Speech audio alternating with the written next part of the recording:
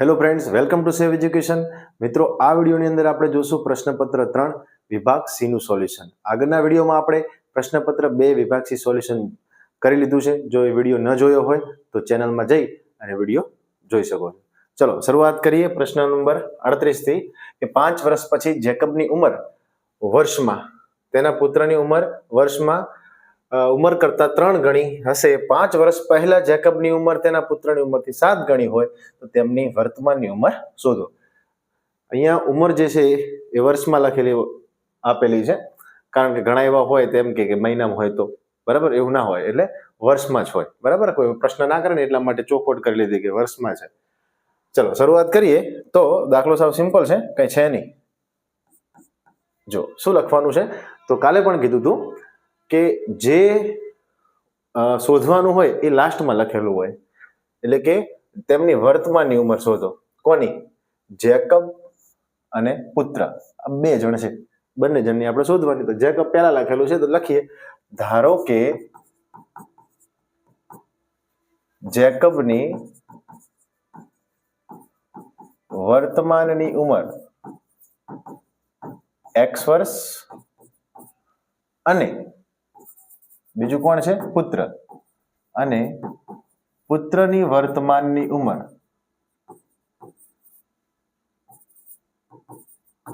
y વર્ષ છે.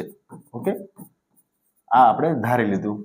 હવે અહીંયા શું કહે છે જુઓ, કે 5 વર્ષ પછી જેકબની ઉંમર તેના પુત્રની ઉંમર કરતા 3 ગણી હશે. એટલે કે જે વાત થાય છે ને 5 વર્ષ પછીની વાત થાય છે. તો આપણે શું કરવું પડશે? આ તો વર્તમાનની ઉંમર છે, તો 5 વર્ષ પછી આપણે જવું પડશે. એટલે કે લખવું પડશે આપણે કે બંને જે છે જેકબ અને પુત્ર એ 5 વર્ષ પછી કેટલી ઉંમરના હશે. પછી આપણે આગળની વાત કરીશું. તો લખીશું હવે જેકબ અને બંને સાથે લખી નાખીએ. જેકબ અને પુત્રની 5 વર્ષ પછીની ઉંમર અનુક્રમે, ચલો 5 વર્ષ પછી એટલે હાલ જેકબ છે x વર્ષનો છે, 5 વર્ષ પછી કેટલા વર્ષનો થાય? તો હાલ કોઈ વ્યક્તિ 30 વર્ષનો હોય તો 5 વર્ષ પછી કેટલા વર્ષનો થાય? 35. તો 35 કઈ રીતે આયા? 30 + 5 કર્યા. એવી રીતે હાલ એની ઉંમર x છે, તો આપણે અંદર શું કરવું પડશે? 5 ઉમેરવા પડશે. એટલે x + 5. હવે ઘણી વખત ઉતાવળમાં x + 5 આપણે 5x લખી દઈએ. 5x ના થાય, x × 5 5x થાય. બરાબર, તો x + 5 તો ખાલી એટલું જ રહેશે, x + 5 વર્ષ. અને બંને આપણે સાથે લખ્યું છે એટલે પુત્ર જે છે એની ઉંમર કેટલી ધારી છે? y. તો એ શું થશે? y + 5. y + 5 વર્ષ થશે. ઓકે, ચલો આ એક આપણને આપેલું છે. આ જે લખ્યું છે ફક્ત આટલા સુધી જ આપણે પહોંચ્યા છીએ, 5 વર્ષ પછી એમ. હવે શું કીધું છે કે જેકબની ઉંમર તેના પુત્રની ઉંમર કરતા 3 ગણી હશે. આમાં ઘણા વિદ્યાર્થીને લોચો મારી દે, પણ સાવ સિમ્પલ છે. શું કરવાનું જુઓ, પહેલા આપણે એ જોવાનું કે સરખામણી કોની થાય છે. સરખામણી થાય છે જેકબની ઉંમર અને પુત્રની ઉંમર. તો જેની સરખામણી થતી હોય ને એ બંને ઉંમર વચ્ચે બરાબર મૂકી દેશું આપણે. એટલે જેકબ જે છે, તો આપણે આ જેકબની ઉંમર કેટલી આવી છે? x + 5. એટલે કે હવે આપેલ શરત મુજબ શરત જે આપી છે એના પ્રમાણે તો બંનેની સરખામણી કરવાની છે. તો પહેલા ઉંમર જેકબની, તો x + 5 લખીએ અને પછી લખીએ y + 5. પહેલા આવું લખી દેવાનું, ક્યારે ભૂલ નહીં પડે. બરાબર, શું કર્યું છે? કોની સરખામણી થાય છે એ બંનેની ઉંમર લખી અને વચ્ચે બરાબર મૂકી દેવાનું. હવે વાંચવાનું. જો શું કીધું છે કે જેકબની ઉંમર, એટલે જેકબની ઉંમર કઈ? આ જેકબની ઉંમર પુત્રની ઉંમર કરતા 3 ગણી હશે. એટલે આ ઓલરેડી 3 ગણી હશે, પહેલાથી જ હશે. તો વચ્ચે બરાબર છે. જો અને આ 3 ગણું હોય તો આ બાજુ નમે, આપણે નમવા નથી દેવાનું, વચ્ચે બરાબર છે. તો શું કરશું? આને 3 વડે ગુણી દેશું એટલે લેવલ થઈ જશે. તો અહીંયા × 3 કરી દઈએ. ખ્યાલ આવે છે? ફરી કહું છું, જેકબની ઉંમર પુત્રની ઉંમર કરતા 3 ગણી હશે. એ ઓલરેડી છે એટલે આ બાજુ નમવા નહીં દેવાનું. અહીંયા 3 વડે ગુણી દો એટલે લેવલ થઈ જાય. ઓકે, ચલો હવે છૂટું કરીએ તો x + 5 અને 3 અંદર ગુણાય તો 3y અને 3 × 5 15 થાય. હવે y આ સાઈડ લઈ દઈએ, 5 પેલું બાજુ લઈએ તો શું થશે? x ઓછા 3y એના બરાબર 15 ઓછા 5, માટે x ઓછા 3y એના બરાબર 10. આ આપણને એક સમીકરણ મળી ગયું. ખ્યાલ આવે છે? ચલો હવે બીજું અહીંયાથી જુઓ, જેમાં 5 વર્ષ પછી હતું એમ 5 વર્ષ પહેલા, એટલે કે કોઈ વ્યક્તિ 30 વર્ષનો હોય તો 5 વર્ષ પહેલા કેટલા વર્ષનો હોય? તો 25 વર્ષનો હોય. બાદબાકી કરવાની, તો આમાં આપણે બાદબાકી કરીશું. તો અહીંયા જે લખ્યું છે એ જ લખશું કે હવે જેકબ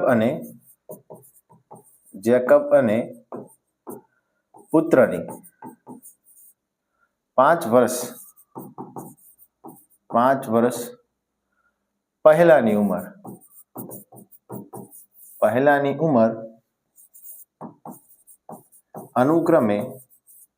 અનુક્રમે કેમ લખવામાં આવે? કારણ કે પહેલું જે લખશું જેકબ માટે હશે, બીજું લખશું એ પુત્ર માટે હશે. અનુક્રમે જો 5 વર્ષ પછી હોય તો સરવાળો થાય, પહેલા હોય તો બાદબાકી થાય. તો x - 5 વર્ષ અને y - 5 વર્ષ થશે. હવે આપેલ શરત મુજબ હવે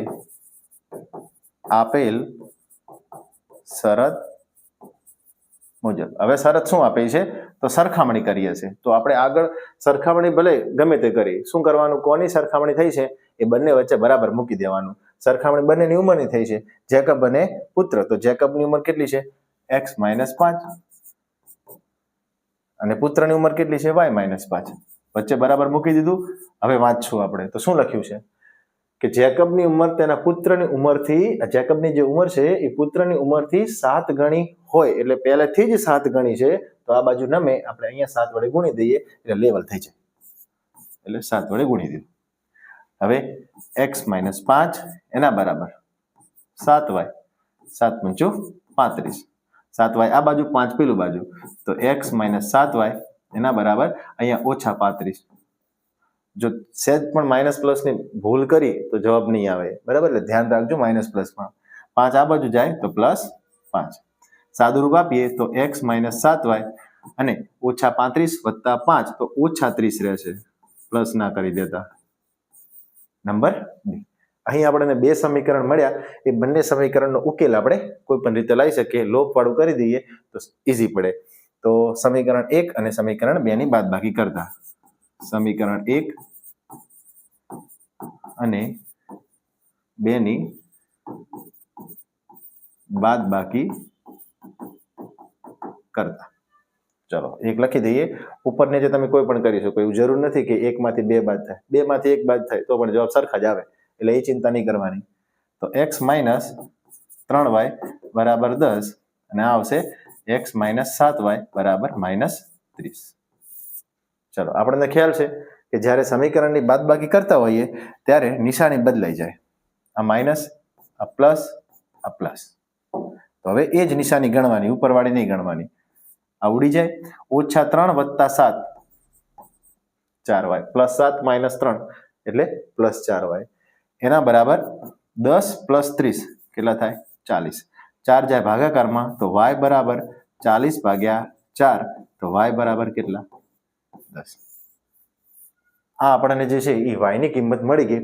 હવે એ y ની કિંમત આપણે કોઈ પણ એક સમીકરણમાં મૂકી દેશું. ચલો હવે તો જે સહેલું હોય એમાં મૂકીએ. કયું નાનું પડે છે? આ 1 વાળું, એમાં મૂકી દઈએ.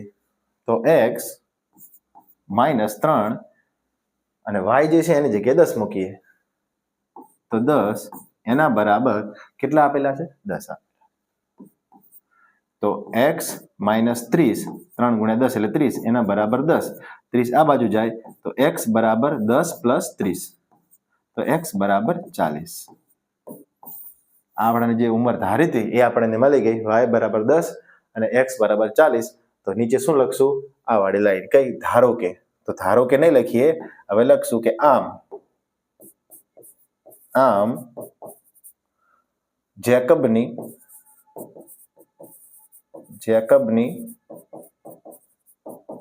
વર્તમાનની ઉંમર x વર્ષ છે તો x નો જવાબ કેટલો આવ્યો 40 વર્ષ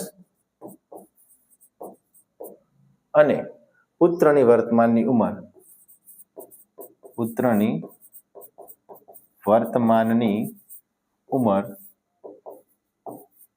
પુત્ર માટે આપણે શું ધાર્યું છે y ધાર્યો છે તો y કેટલો આવે 10 વર્ષ હશે આપણો જવાબ છે ઓકે તો આવી રીતે ગણો પૂરેપૂરા તમને માર્ક્સ મળે ધ્યાન રાખવાનું પ્લસ અને માઇનસમાં ખાસ ચાલો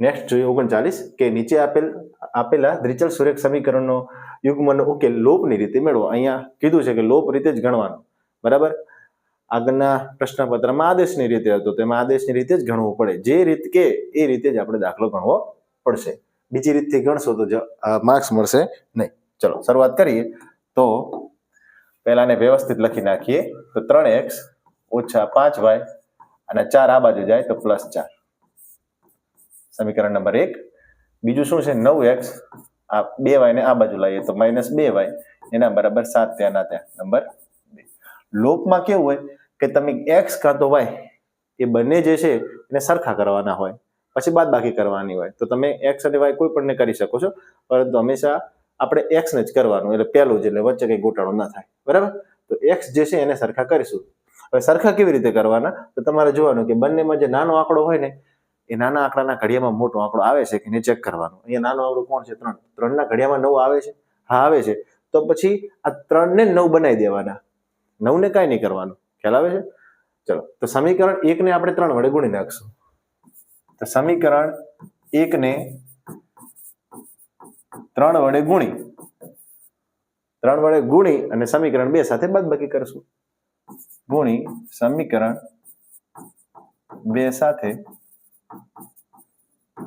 બાદબાકી કરતા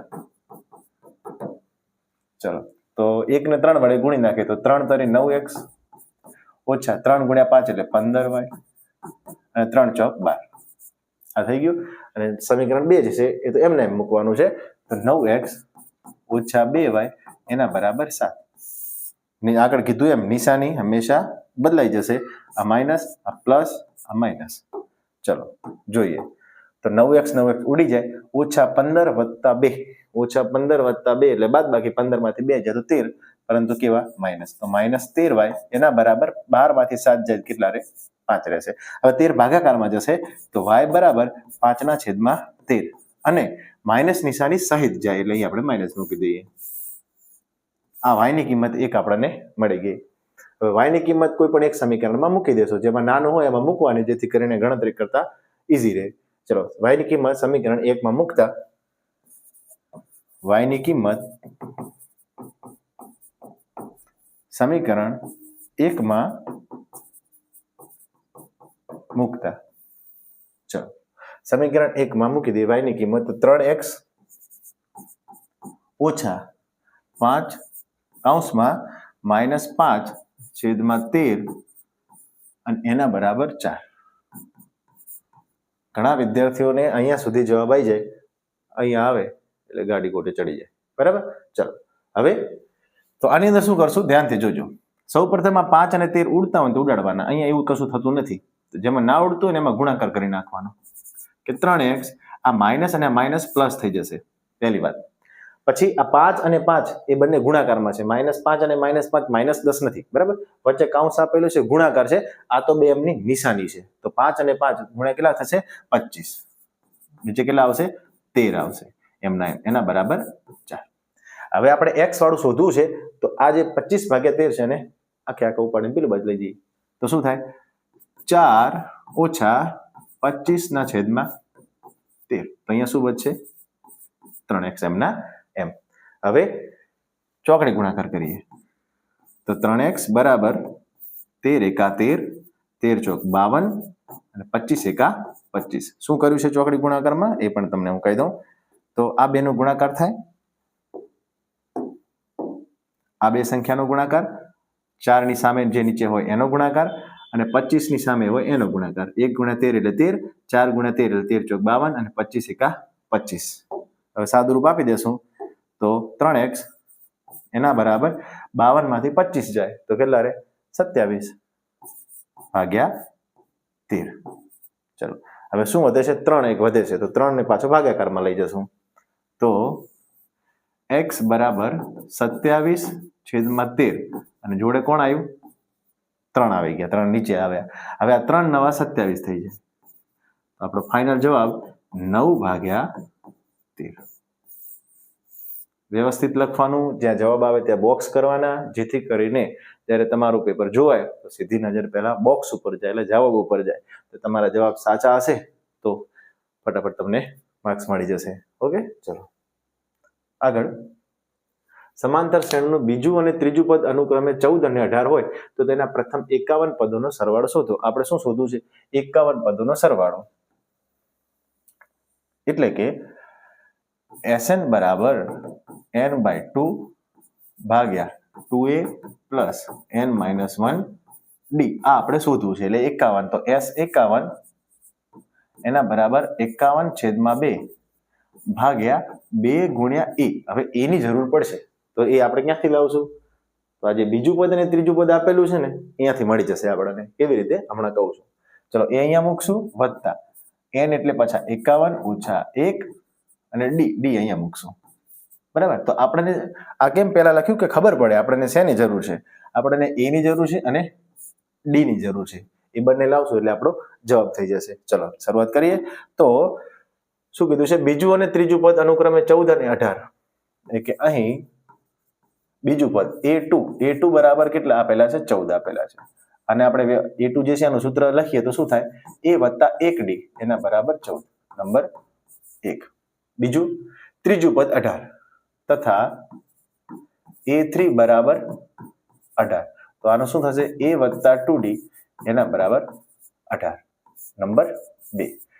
આપણે બે સમીકરણ આને પણ સમીકરણ જ કહેવાય તો જેને સમીકરણ મળ્યા એની બાદબાકી કરશું તો સમીકરણ 1 અને 2 ની બાદબાકી કરતા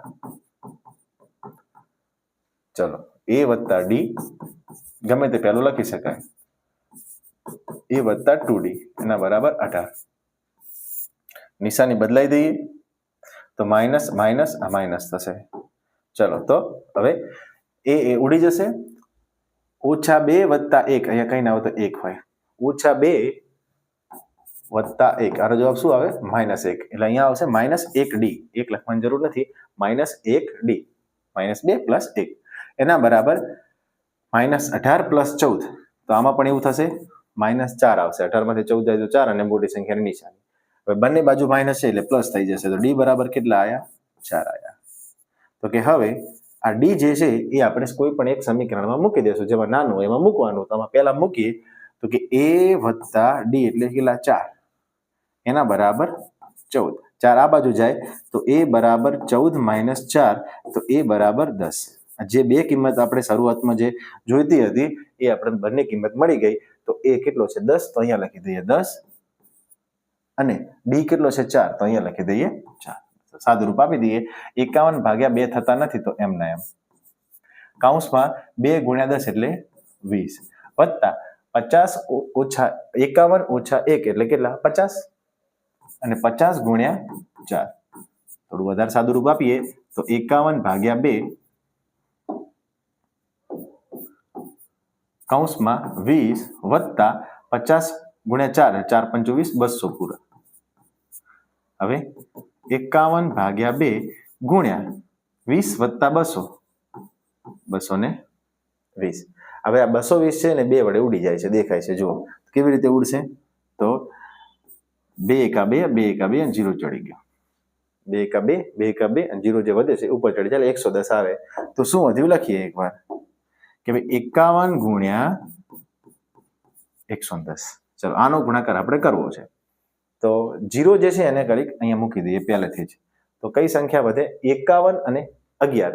હવે મારે 51 × 11 કરવા છે તો કોઈ પણ સંખ્યાનો 11 જોડે ગુણાકાર કરવો હોય કોઈ પણ સંખ્યાનો 11 જોડે ગુણાકાર કરવો હોય તો શું કરવાનું જે સંખ્યા છે ને એની પાછળ એક 0 મૂકી દેવાનું આવી રીતે અને જે સંખ્યા હતી એ જ આની અંદર ઉમેરી દેવાની તો તમારે ગુણાકાર ના કરવો પડે સીધો જવાબ આવી જાય. ફરી કહું છું કોઈ પણ સંખ્યાનો ગુણાકાર 11 જોડે કરવો હોય તો એ જે સંખ્યા છે એની પાછળ 0 લખી એ જ સંખ્યા તમારે આની અંદર પ્લસ કરી દેવાની. તો પ્લસ કરીએ તો 1, 6 અને 5. 5, 6 અને 1 એટલે 5610 આ આપણો જવાબ છે. ઓકે, ચલો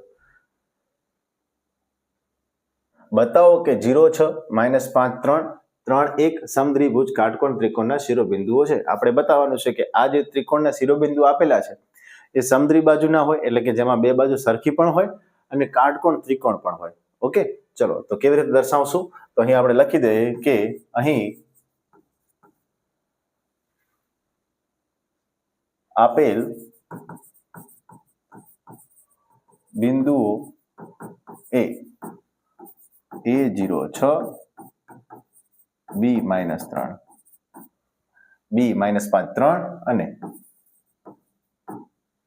C, 3, 1 છે એવું આપણે માની લીધું. બરાબર કે A, B અને C જેથી કરીને આપણને ગણતા ફાવે. હવે ત્રણ જે શિરોબિંદુઓ છે શિરોબિંદુઓ સમદ્વિબાજુ આપણે સાબિત કરવાનું છે તો કે બે બાજુ સરખી આવી જોઈએ. એનો મતલબ શું છે? આપણે અંતર શોધવાના ત્રણના. કોના? A, B, B, C અને AC. આ અંતર આપણે શોધીશું. તો શરૂઆત કરીએ. પહેલું અંતર સૂત્ર એક જ વાર લખવાનું. તો અંતર બરાબર વર્ગમૂળમાં x2 - x1 square plus y2 - y1 square. ચલો તો કે હવે પહેલા આપણે શોધીશું AB. તો AB બરાબર વર્ગમૂળમાં.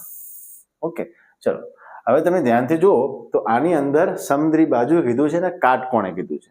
હવે કાટકોણ સાબિત કેવી રીતે થાય? તો પાયથાગોરસના પ્રમેયથી થાય કે જેની અંદર પાયથાગોરસનો પ્રમેય જે છે સેટ થતો હશે. અને પાયથાગોરસનો પ્રમેય શું કહે છે? કર્ણનો વર્ગ બરાબર બાકીની બે બાજુઓના વર્ગોનો સરવાળો. એટલે કે વર્ગ હોય શું હોય? બાજુનો વર્ગ. તો આજે આપણે લખ્યું AB તો અહીંયા વર્ગ લખીએ તો અહીંયા શું થાય? વર્ગમૂળ દૂર થાય. એ આપણને ખબર હોવી જોઈએ. બરાબર, અહીંયા આપણે વર્ગ કરીએ તો અહીંયા શું થાય? વર્ગમૂળ જતું રહે. તો આપણને સરળતા રહે. કેમ? આગળ આપણે કાટકોણ સાબિત કરવું છે એમાં વર્ગ ના કરવો પડે. સીધું આપણે અહીંથી જ આપણને જવાબ મળે. તો આ દાખલામાં ધ્યાન રાખવાનું. બરાબર, તો આપણે અહીંયા વર્ગ લખી દેશું અને આ વર્ગમૂળ નહીં લખીએ. બરાબર, ચલો તો x2 - x1 તો AB માં x2 કોણ થશે? -5 -x1 કેટલો? 0 તો વર્ગ વત્તા y2 3 અને y1 કેટલો? 6 નો વર્ગ. સાદું રૂપ આપીએ તો અહીંયા -5 જ રહેશે અને એનો વર્ગ 0 મતલબ નથી કોઈ એનો વત્તા 3 - 6 એટલે -3 નો વર્ગ. સાદું રૂપ આપીએ તો -5 નો વર્ગ 5 નો +5 નો વર્ગ એ 25 થાય, -5 નો વર્ગ એ 25 થાય. તો કે 25 વત્તા -3 નો વર્ગ 9. તો 25 ને 9 34. તો AB સ્ક્વેર બરાબર શું આવે છે? 34 આવે. બરાબર, હવે શું શોધીશું? તો BC. તો કે BC નો વર્ગ બરાબર x2 - x1 તો x2 કેટલા થશે? 3. તો 3 - -5. બરાબર, આ ઓછા જે છે એ તો સૂત્રનું છે અને આ ઓછા અંદર પોતે સંખ્યા છે તો નો વર્ગ વત્તા y2 કેટલો થશે? 1 - 3 નો વર્ગ. તો સાદું રૂપ આપીએ તો જુઓ ઓછા ઓછા વત્તા થઈ જશે તો 3 ને 5 8 8 નો વર્ગ અને અહીંયા -2 નો વર્ગ. 8 નો વર્ગ કેટલો થાય? 64 અને 2 નો વર્ગ 4. તો 64 ને 4 68. તો BC સ્ક્વેર બરાબર શું આવ્યું? 68 આવ્યા. એવી રીતે હવે શું શોધીશું? AC શોધીશું. તો AC નો વર્ગ એના બરાબર x2 - x1 આ 1 1 આ 2 2 એટલે કે 3 - 0 નો વર્ગ વત્તા 1 - 6 નો વર્ગ. તો 3 - 0 એટલે 3 નો વર્ગ વત્તા 1 - 6 એટલે -5 નો વર્ગ. 3 નો વર્ગ 9 -5 નો વર્ગ 25. 9 ને 25 34. તો AC સ્ક્વેર બરાબર કેટલા આવ્યા? 34. તો અહીં આગળ આપણને બે જવાબ સરખા મળે છે. AB નો વર્ગ અને AC નો વર્ગ. તો એ બંને સરખા જવાબ છે એનો મતલબ સમદ્વિબાજુ સાબિત થઈ ગયો. હવે શું સાબિત કરશું? કાટકોણ ત્રિકોણ સાબિત કરશું. પહેલા આપણે લખી નાખશું કે અહીં AB બરાબર AC માટે આપેલ ત્રિકોણ સમદ્વિભુજ છે. આટલું તો થઈ ગયું. હવે AB અને AC કેમ લખાય? અહીંયા તો AB² અને AC² છે, તો આમ લખાય. જુઓ, તો AB² બરાબર AC², બંને બાજુ વર્ગ કેન્સલ, તો AB બરાબર AC. તો આવી રીતે આવ્યું છે. ઓકે, તો ખ્યાલ હોવો જોઈએ આપણને. ચલો, હવે આપણે કાટકોણ સાબિત કરવાનો છે. કાટકોણમાં કેવું હોય, તો આ જે 3 બાજુઓ છે એમાં એક સૌથી મોટી બાજુ હશે. કોણ? આ છે BC², અને બાકીની જે 2 બાજુ વધી એ બંનેના વર્ગોનો સરવાળો આના જેટલો થવો જોઈએ. તો કે હવે જો આપણે એમ લખીએ કે AB² પ્લસ AC², નાની બાજુ લખવાની, તો કેટલા છે? 34 + 34, એના બરાબર કેટલા થાય? 68. અને 68 તો કોનું માપ છે? BC² નું. રેડી? તો આવું સેટ થવું જોઈએ. મોટી બાજુ છે એના સિવાય નાની 2 બાજુ છે એના વર્ગોનો સરવાળો આના જેટલો થવો જોઈએ. તો આ સાબિત થઈ ગયું કે અહીં AB² પ્લસ AC² = BC² મળે છે. માટે આપેલ ત્રિકોણ કેવો થશે? સમદ્વિભુજ કાટકોણ ત્રિકોણ. સમદ્વિભુજ કાટકોણ ત્રિકોણ છે.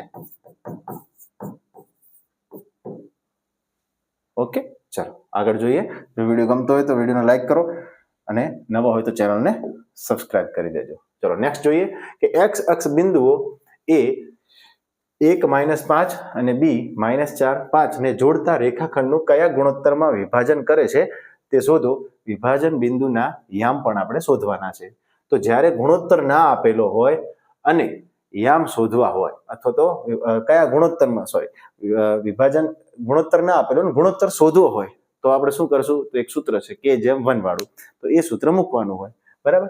તો જ્યારે એવું કંઈક હશે, અહીંયા તમને એક વસ્તુ આપેલી હશે x અક્ષ અથવા તો y અક્ષ, એટલે અહીંયા જે બિંદુ જે વિભાજન કરે છે એ બિંદુ ક્યાં છે? x અક્ષ ઉપર. હવે ધોરણ 9 તમે યાદ કરો, કોઈ બિંદુ x અક્ષ પર હોતું, y અક્ષ પર હોતું, તો જે x અક્ષ અને y અક્ષ પર હોય એ ચરણમાં ના હોય. 4 ચરણ આવતા ને, પ્રથમ, દ્વિતીય, એ. તો x અક્ષ ઉપર હોય એનો મતલબ એનો y આમ શું થાય? 0 થાય. એટલે આ બિંદુ જે છે એ x અક્ષ ઉપર છે, એટલે y આમ એનો શું થશે? 0 થશે. કે અહીં બિંદુ A x અક્ષ પર છે, તેથી તેના યામ આમાં કંઈક હશે, x0 થશે. x એટલે એ તો હશે કિંમત, x ની જગ્યાએ કોઈ પણ હોઈ શકે, પરંતુ y તો શું હશે? 0 થશે. તો કે ધારો કે આપેલ બિંદુ K/1 ગુણોત્તરમાં વિભાજન કરે છે. કોનું? રેખાખંડનું. બરાબર? તો વિભાજન બિંદુના યામ જે શોધવાના હોય અને કયા ગુણોત્તરમાં શોધવાનું, 2 શોધવાનું હોય, ત્યારે પહેલા K વાળું સૂત્ર મૂકવાનું, અને આ લાઈન જે છે બધા દાખલામાં લખવાની. ક્યારે? ગુણોત્તર શોધવાનું હોય ત્યારે. તો હવે સૂત્ર લખીએ. શું છે સૂત્ર?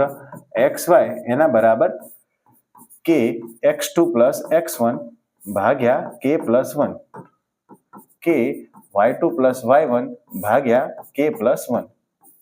ચલો, હવે અહીંયા તો આપણે કીધું છે x અને 0, તો અહીંયા લખીએ x અને 0 એના બરાબર K × x2. તો આપણે આ 1 1, આ 2 2, તો x2 કેટલો થશે? 4, પણ કેવા? માઇનસ, વત્તા x1 1 ભાગ્યા K + 1. હવે y2 કેટલો છે? 5, તો K × 5, અને y1 કેટલો છે? y1 છે -5 ભાગ્યા K + 1. આટલું આવી ગયું. હવે જુઓ, અહીંથી આપણે શું કરવાનું છે? આ 0 વાળું જે છે ને એ બીજા નંબરમાં છે, એટલે કે y માં છે, તો આ સરખાવાનું.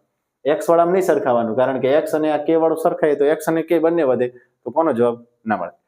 તો 0 ને આ બીજા નંબરમાં સાથે સરખાવાનું. કેમ? 0 બીજા નંબરમાં છે. તો કે હવે એમ લખીશું આપણે કે 0 બરાબર આ વાળું K × 5K, એટલે 5K પ્લસ માઇનસ -5 ભાગ્યા K + 1. આ K + 1 જે છે એ ક્યાં જશે? ગુણાકારમાં 0 જોડે. તો 0 જોડે જાય તો એ આખો પદ 0 થઈ જશે, માટે આમ લખાશે 0 બરાબર 5K - 5. તો ધ્યાનથી જોજો, અહીં પછી એમ પ્રશ્ન ના થાય કે K વત્તા ક્યાં ગાયબ થઈ ગયું. બરાબર, k + 1 જે છે 0 જોડે જાય એ આખે આખું પદ 0 થઈ જાય. હવે 5 આ બાજુ તો +5 એના બરાબર 5k, માટે k બરાબર 5/5, માટે k બરાબર 1. જો k ની કિંમત 1 આવે તો અહીંયા 1 મૂકી દઈએ તો 1/1 ગુણોત્તરમાં વિભાજન થાય, માટે આપેલ બિંદુ 1/1 ગુણોત્તરમાં વિભાજન કરે છે. ચલો આ તો થઈ ગયું. હવે તમે ધ્યાનથી જોજો તો અહીંયા આ ગુણોત્તર આપેલા ને સરખા આપેલા એટલે 1/1 આવ્યો. તો જ્યારે 1/1 આવે એનો મતલબ શું થયો? બે સરખા ભાગ થયા, બે ટુકડા છે સરખા, વચ્ચે બિંદુ છે તો મધ્ય બિંદુ બને છે. અહીંયા બીજો કઈ અંક આવે તો મધ્ય બિંદુ ના કહેવાય, અહીંયા સરખા અંક આવ્યા છે 1 અને 1 તો મધ્ય બિંદુ થશે. તો કે અહીં બિંદુ એ મધ્ય બિંદુ બનશે.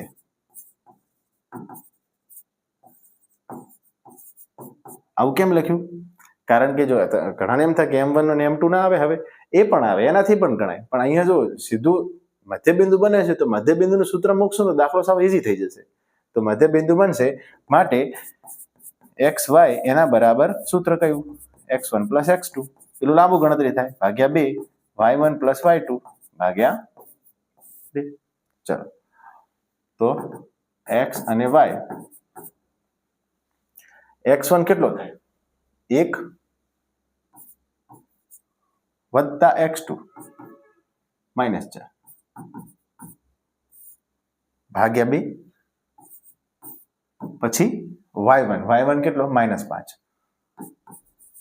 પ્લસ y2 કેટલો? +5 ભાગ્યા 2. સાદું રૂપ આપીએ તો 1 - 3 ભાગ્યા 2, સોરી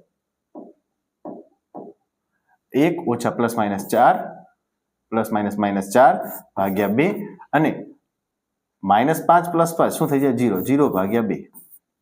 સાદું રૂપ આપીએ તો 1 - 4 એટલે -3 ભાગ્યા 2, અને 0 ભાગ્યા 2 એટલે 0. આ આપણો જવાબ થઈ ગયો. તો જો 0 જવાબ તો આપણે પહેલાથી ખબર હતી, x અને 0 થશે તો 0 તો પહેલાથી ફિક્સ આવે. તો ઘણી વખત અહીંયા જો આંકડો બીજો આવી ગયો તો આપણો ગણતરી ખોટી સમજી લેવાનો. એટલે 0 છે અહીંયા, તો લાસ્ટમાં પણ 0 આવવો જોઈએ. ચલો નેક્સ્ટ. સાબિત કરો કે વર્તુળના વ્યાસના અંત્ય બિંદુઓ દોરેલા સ્પર્શકો પરસ્પર સમાંતર હોય છે. તો વર્તુળ જે છે આ સાબિતી ઘણીવાર પૂછાઈ જાય છે. દોરીએ આપણે આ વર્તુળ અને એના વ્યાસે દોરેલા સ્પર્શકો. એક વ્યાસ દોરી દઈએ, આ વ્યાસ, અને ત્યાં આગળ એક સ્પર્શકો દોરેલા છે આવી રીતે.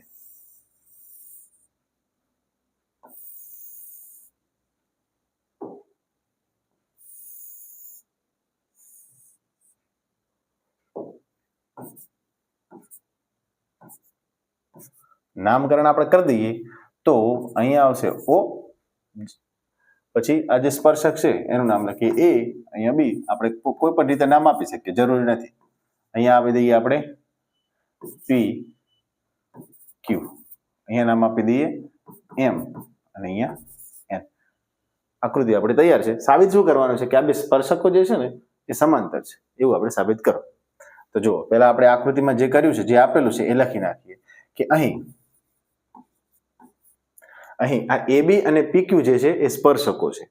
અહીં AB અને PQ એ સ્પર્શકો તો છે, પરંતુ કેવા? તો કે O કેન્દ્ર વાળા. PQ એ O કેન્દ્ર વાળા વર્તુળના સ્પર્શકો, પરંતુ વ્યાસ તો ગમે તેવી રીતે દોરી શકાય. તો એની પણ શરત છે. કેવા છે? વ્યાસના અંત્ય બિંદુએ દોરેલા. તો O કેન્દ્ર વાળા વર્તુળના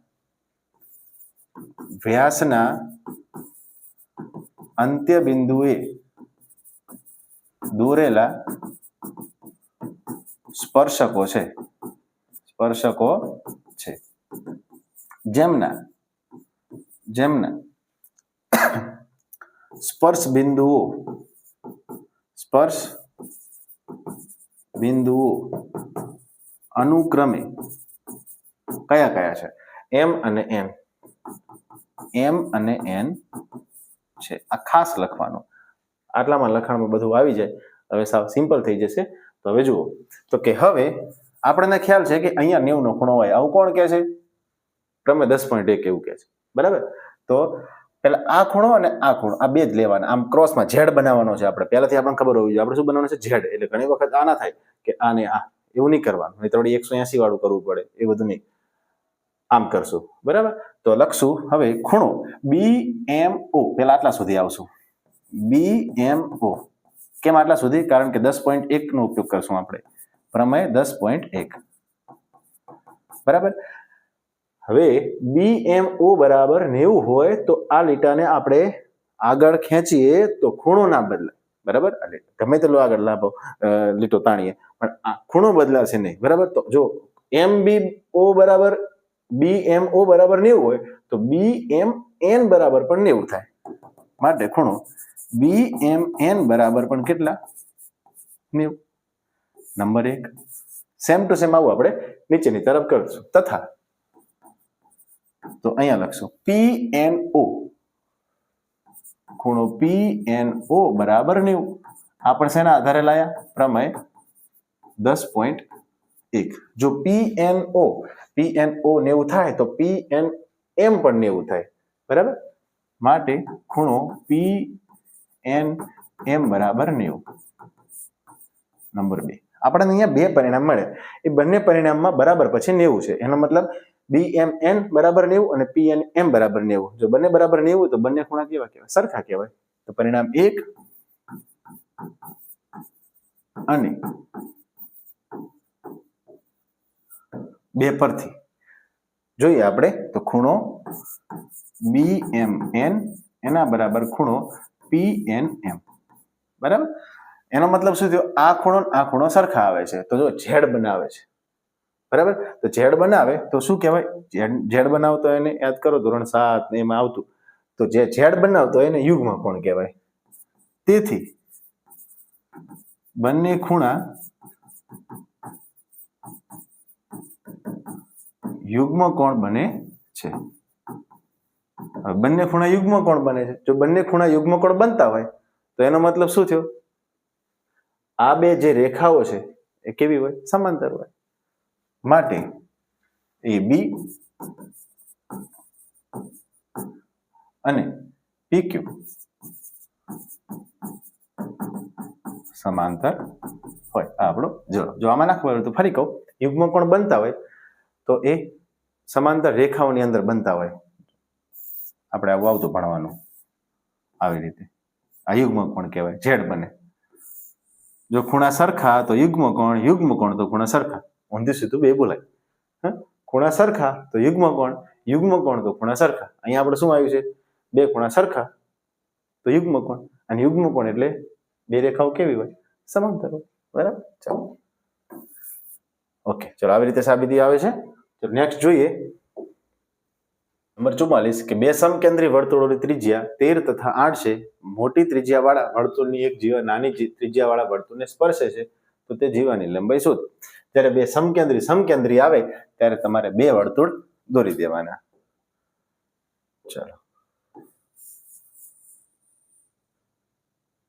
આ એક અને એક આપણે બીજો વર્તુળ દોરીશું આવી રીતે.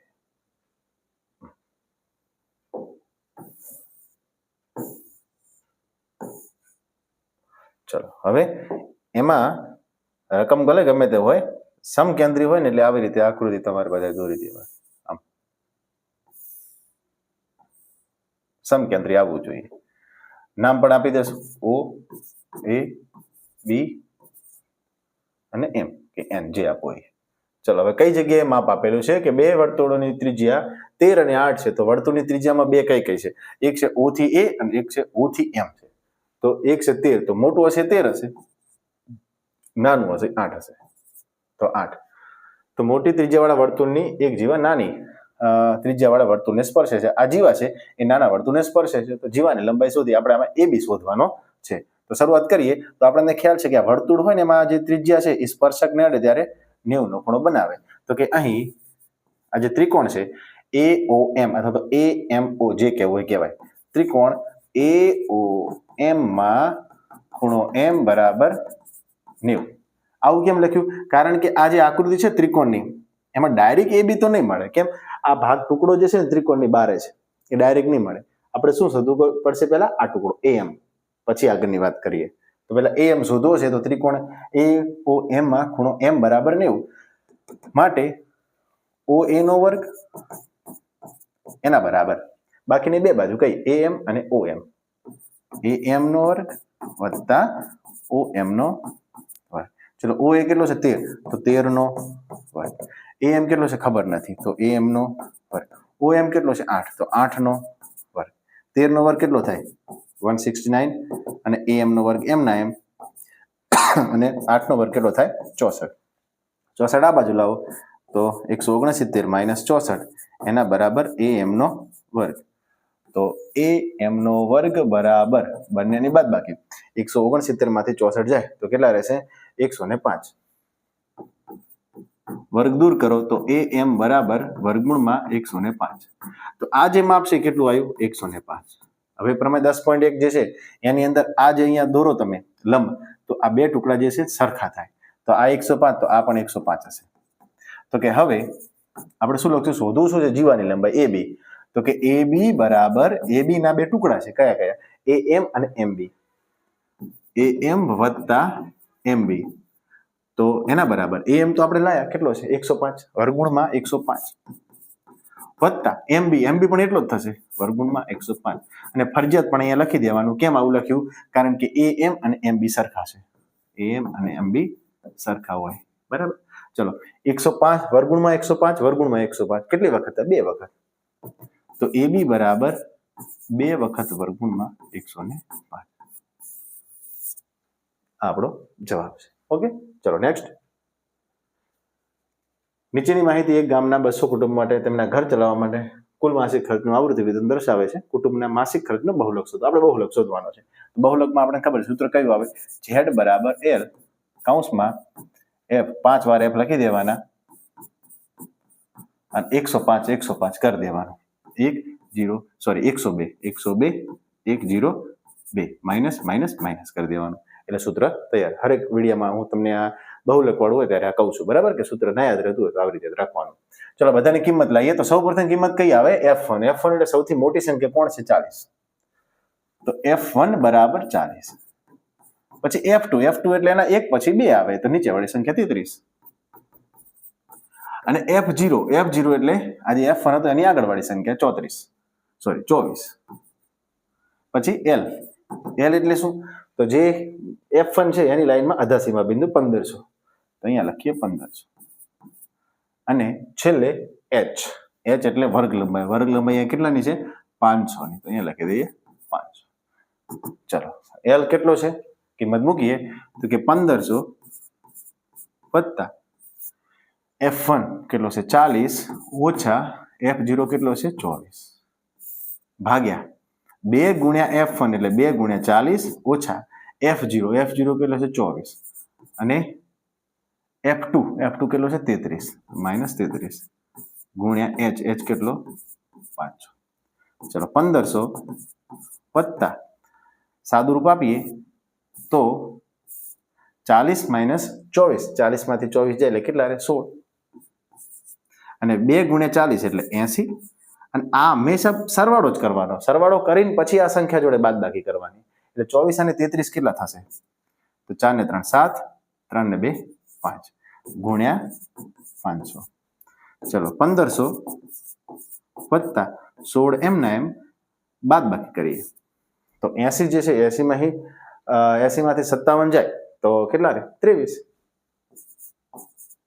ગુણ્યા 500. સાદુરૂપ આપીએ તો 23 જે છે 23 વડે ઉડે નહીં 500 બરાબર. તો ઉપર આપણે ગુણાકાર કરી નાખીએ તો કે 1500 વત્તા 16 પંચું 80 એટલે 8000 પૂરા ભાગ્યા 23. હવે આપણે ભાગાકાર કરવાનો છે તો 8000 ભાગ્યા 23 કરીએ. 8000 ભાગ્યા 23. ઓકે, ચલો તો 23 નો ઘડિયો. હવે આપણને ઘડિયો ના આવડતો હોય તો શું કરવાનું? ગુણાકાર કરીને કરવાનું. હું અહીંયા 23 નો ઘડિયો કરીને તમને તમારા માટે હોશિયારી મારું એ નહીં, આપણે શીખવાનું છે બરાબર. બધાને 23 નો ઘડિયો ના આવડતો હોય તો શું કરવાનું? 23 ગુણ્યા 2, 23 ગુણ્યા 3 આવું લખીને ઘડિયો લખી અને ભાગાકાર કરવાનો. ભૂલ ના પડવી જોઈએ આપણે, એટલે હોશિયારી મારી 23 નો ઘડિયો નહીં ભૂલી જવાનું. બરાબર. જો પેલા 80 છે ને તો આપણે 23 ગુણ્યા 2 કરીએ. 23 ગુણ્યા 2 કરો તો કેટલા આવે? 6, 2 દુ 4, 46 આવે. પછી 23 ગુણ્યા 3 કરીએ તો કેટલા થાય? 3 તરી 9, 3 દુ 6, 69 થાય. પછી 23 ગુણ્યા 4 કરીએ તો 4 તરી 12 વધી 1, 4 દુ 8 ને 9. તો 23 ચોક 92 થઈ જાય, 80 કરતા મોટા થઈ જાય. તો આપણે શું કરીએ? 23 તરી,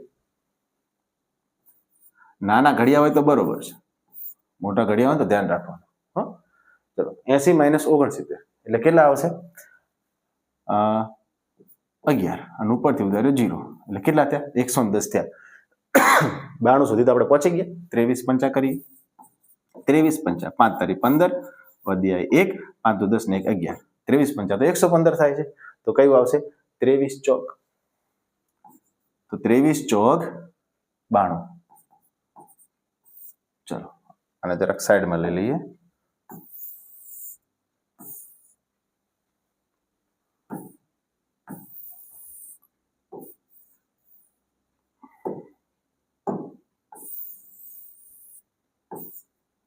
ચલો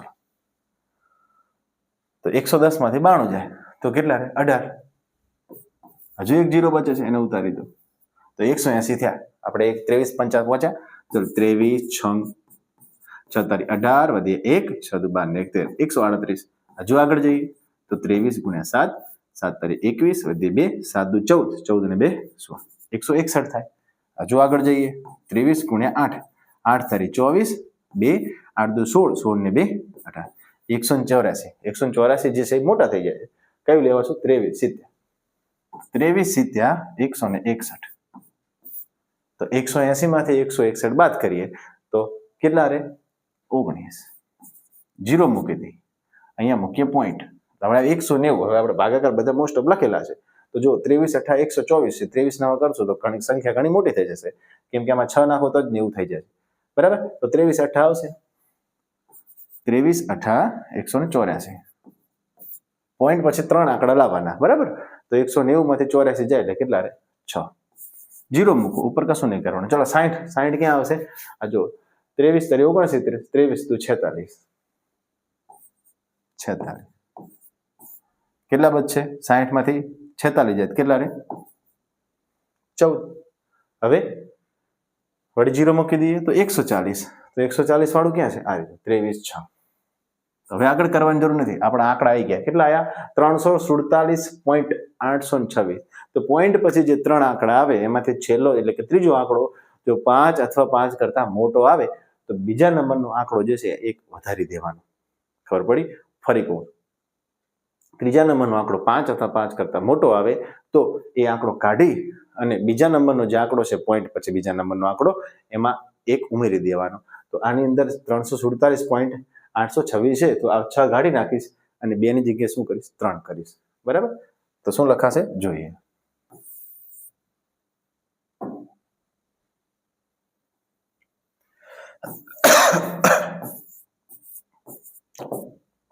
ચલો 1500 વત્તા 8000 ભાગ્યા 23 એટલે કેટલા આવ્યા?